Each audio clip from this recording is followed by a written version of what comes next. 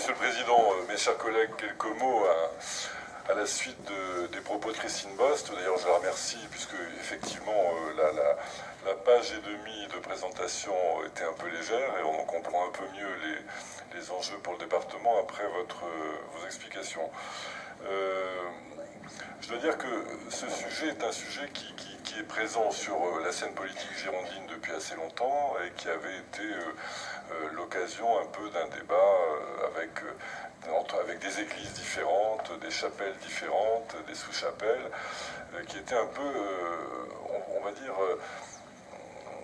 positionné un peu dans le débat dogmatique, et donc c'est toujours difficile d'en sortir. Je crois qu'aujourd'hui, c'est vrai que l'arrivée de cette proposition d'élargissement de l'EPFL Poitou-Charentes, EPFL d'État, est une opportunité de sortir du débat dogmatique et d'être dans plutôt le concret et l'outil opérationnel. Et de ce point de vue, c'est effectivement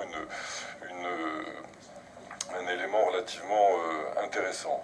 Est-ce que cet outil, les questions sont simples à se poser dès qu'on quitte le débat dogmatique, c'est est-ce que cet outil peut avoir une plus-value pour l'action du département?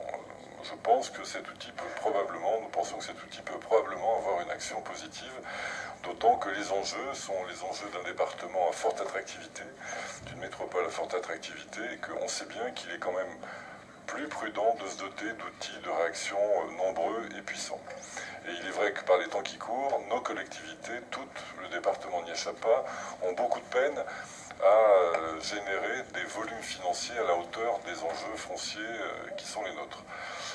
Donc de ce point de vue, je pense qu'il y a vraiment un intérêt à réfléchir.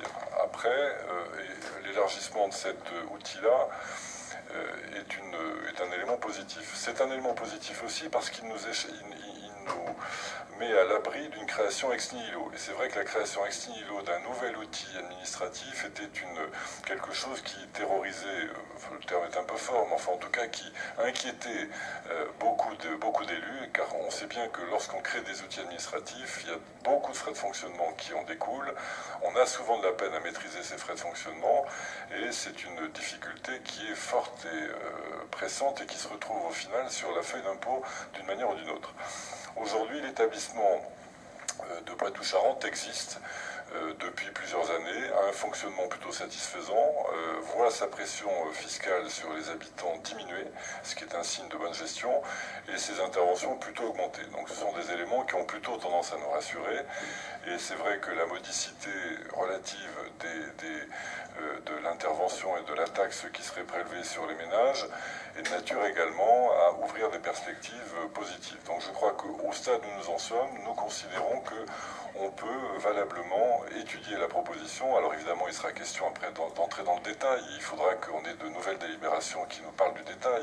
Quelle gouvernance, comment le département sera-t-il représenté, quelles seront les missions concrètes, parce qu'un établissement public foncier, ça n'a pas en soi une grande logique, c'est la logique qu'on lui donne, et ça obéira aux demandes que le département lui fera. Donc quelle gouvernance, quels objectifs, quelles contributions précises, même si on a effectivement cerné un peu l'ambition, et toutes ces précisions-là nous permettront à ce moment-là de prendre une position, et en tout état de cause, ce qui est certain, c'est qu'il faut qu'avant l'été, les choses soient clarifiées de ce point de vue et qu'on sache précisément si on pourra ou pas intégrer à ce dispositif. Donc pour l'instant, le groupe Gironde Avenir approuve l'ouverture de ce débat et nous nous positionnerons en fonction des éléments concrets qui seront apportés ultérieurement.